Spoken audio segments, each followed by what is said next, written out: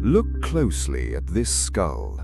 Dark, heavy, fractured in places by tens of millions of years of pressure, and yet still unmistakably a jaw, still unmistakably teeth, still unmistakably alive once.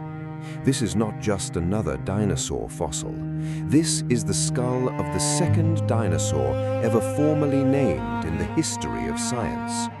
Before there was a word for dinosaur, before Jurassic Park, before museums filled entire halls with towering skeletons, there was a handful of fossilized teeth found in an English quarry that convinced one country doctor he had discovered something the world had never seen before. This is the story of Iguanodon, the animal that helped invent the very idea of a dinosaur.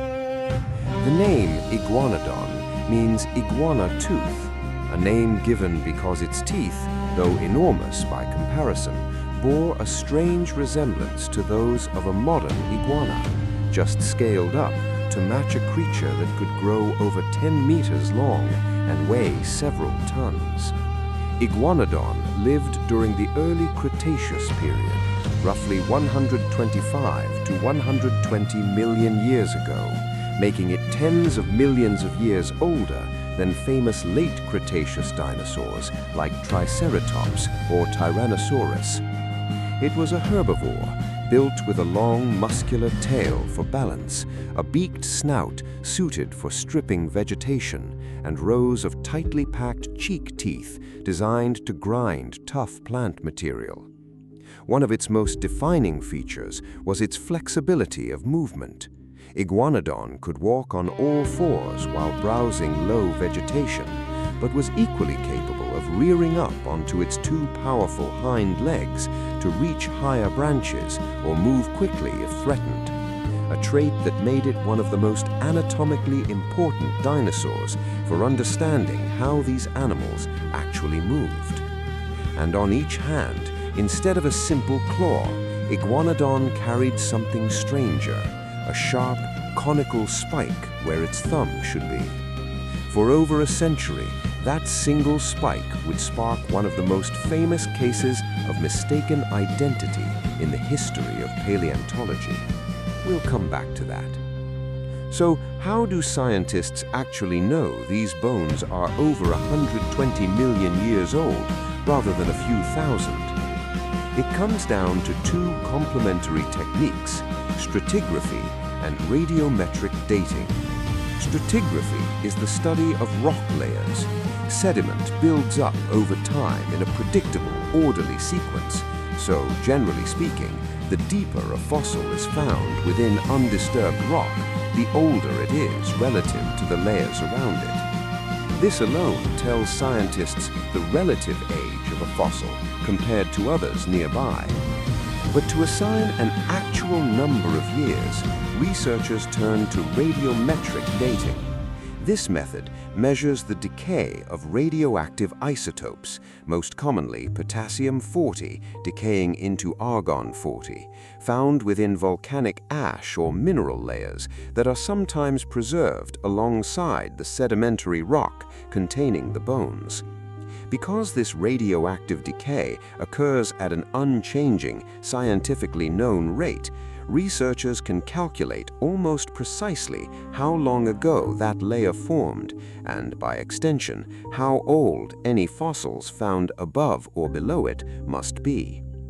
For Iguanodon specifically, the fossil-bearing rock formations of England's Wealden strata and Belgium's Bernissart clay deposits have both been dated using this combination of methods, placing Iguanodon firmly within the Early Cretaceous, roughly 125 to 120 million years ago, tens of millions of years before the asteroid impact that would eventually end the age of dinosaurs altogether. The story of Iguanodon begins not in a formal excavation, but almost by accident in 1822 in the English countryside of Sussex.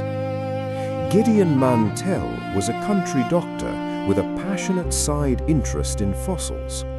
According to the account he later published, it was his wife, Marianne Mantell, who first spotted several large, worn teeth embedded in a pile of rock rubble beside a road, rubble that had been dug up to repair the surface, sourced from a nearby quarry.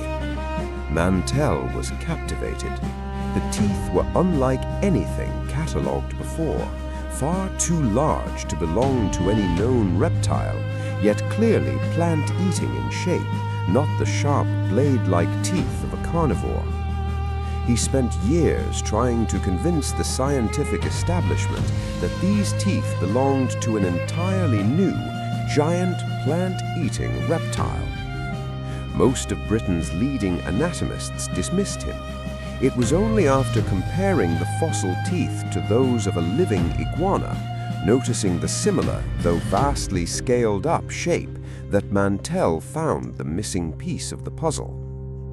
In 1825, he formally published his findings and gave the animal its name, Iguanodon, meaning iguana tooth. It became only the second dinosaur genus ever formally named, arriving just a few years before the word dinosaur was even invented. For decades after Mantell's discovery, Iguanodon remained known only from scattered teeth and fragments, until 1878, when everything changed over 300 kilometers away in the small Belgian town of Bernissard. Coal miners working over 1,000 feet underground struck something unexpected: enormous fossilized bones packed into a filled-in ravine within the coal seam. What followed was one of the extraordinary single discoveries in the history of paleontology. Not one skeleton, but at least 30 individual iguanodon, many of them remarkably complete, preserved together in what scientists believe was likely a group that perished together, possibly by falling into a ravine or being swept in by flooding.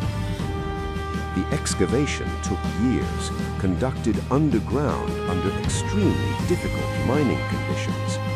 Once removed, the skeletons were transported to Brussels, where Belgian paleontologist Louis Dollo spent much of his career studying, preparing, and mounting them. The species recovered at Bernissard was eventually classified as Iguanodon bernissartensis, and it remains to this day the best known and most completely understood species in the entire Iguanodon genus. More than a century after Bernissard, paleontologists continue to find Iguanodon and its close relatives across England, Belgium, Germany, and other parts of Europe, particularly within early Cretaceous floodplain and coastal deposits where the animals once roamed in herds. Excavation remains a slow, careful process. Using awls, brushes, and small chisels, researchers gradually remove the surrounding sediment, known as matrix, without damaging the fragile bone beneath. Because Iguanodon fossils are often found in clay-rich or waterlogged deposits similar to those at Bernissard, preservation requires extra care. Bones that have remained stable underground for well over 100 million years can become unstable and prone to cracking once exposed to air. Every new discovery, even a single tooth or partial bone, adds another data point to scientists' understanding of how this species varied across age, sex, and location, refining a picture of the animal that began with nothing more than a handful of teeth found in a roadside quarry 2 centuries ago. Like many well-known dinosaurs, complete and well-preserved Iguanodon skeletons have become highly sought after in the world of fossil auctions, where museum-quality specimens can command extraordinary prices from private collectors. Skeletons photographed and presented this way, dramatically lit against black backdrops in a running or striding pose, are typically prepared specifically for high-profile auction house sales, a growing and controversial trend in modern paleontology. As with other famous auction dinosaurs, the sale of a scientifically significant, largely complete skeleton into private hands raises the same concern paleontologists have voiced again and again. Once a specimen disappears into a private collection, it often becomes inaccessible for further scientific study, comparison, or verification, even if it holds answers to questions researchers haven't yet thought to ask. Not every important Iguanodon specimen has met this fate, though. Many of the most scientifically valuable skeletons, including several of the original Bernissart individuals, remain permanently housed in public institutions where they continue to be studied, remeasured, and re-examined using techniques their original excavators could never have imagined. The preparation of the Bernissart skeletons was, in its own right, a landmark achievement. Working with tools that seem primitive by today's standards, Louis Dolot and his team spent years cleaning, stabilizing, and reconstructing skeletons that had spent over 100 million years compressed underground. Their work didn't just produce museum displays, it produced the first real skeletal understanding of what a large bipedal capable herbivorous dinosaur actually looked like standing upright, information that shaped how paleontologists reconstructed dinosaurs for generations afterward. Today's preparators build on that same foundation, but with dramatically more advanced tools. Pneumatic air scribes to remove rock without damaging bone, industrial CT scanners to look inside fossils without ever touching them, and 3D printing to create accurate replicas for display, while the original fossils remain safely preserved in research collections.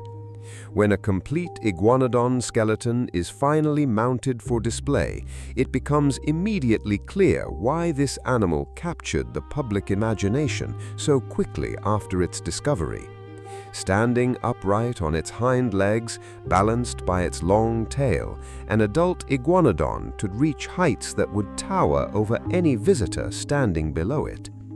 Museums today go to great lengths to present these skeletons, not simply as static bone, but as a snapshot of a living, moving animal, captured mid-stride, head raised, exactly as it may have moved through early Cretaceous floodplains over 120 million years ago.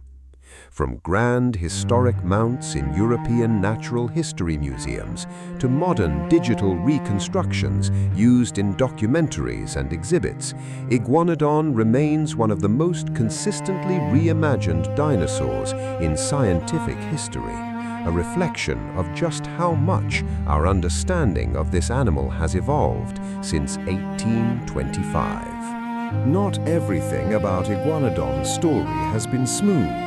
In fact, this dinosaur is responsible for one of the most famous mistakes in the early history of paleontology. When Gideon Mantell first reconstructed Iguanodon in the early 1800s, working only from scattered bones and teeth with no complete skeleton to guide him, he assumed the animal's strange conical spike, the one we now know belonged on its thumb, must actually belong on its nose, much like a modern rhinoceros horn. Early full-scale models of Iguanodon, including the famous Crystal Palace dinosaur sculptures built in the 1850s, were constructed this way, showing the animal as a heavy, four-legged creature with a horn on its snout. It wasn't until the discovery of the complete, articulated skeletons at Bernissart in 1878, decades later, that scientists finally saw for the first time exactly where that spike actually belonged, not on the nose at all, but on the thumb, likely used for defense, foraging, or intraspecies combat. It was one of the clearest demonstrations in scientific history of how new, more complete fossil evidence can completely overturn an accepted reconstruction. Even today, debate continues. For much of the 20th century, Iguanodon was used as something of a catch-all name for a wide range of similar Early Cretaceous herbivorous dinosaurs found across Europe. More recent research has split many of those specimens into separate genera entirely, meaning the name Iguanodon, as scientists currently define it, may represent a smaller, more specific animal than textbooks assumed for well over a century. Iguanodon was never the largest dinosaur, nor the fiercest, but its legacy is arguably unmatched. It was one of the very first dinosaurs ever recognized by science, discovered before the word dinosaur even existed, pieced together from a handful of misunderstood teeth found beside an English road.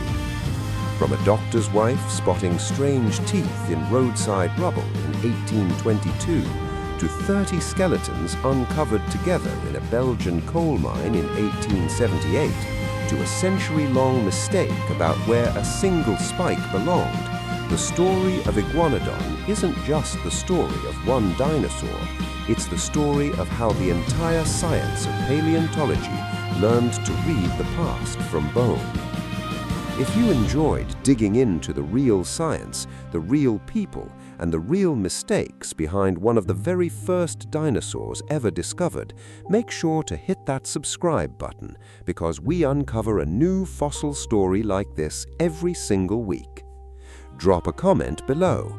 Do you think the thumb spike mix-up is the biggest correction in the history of dinosaur science, or can you think of one even bigger?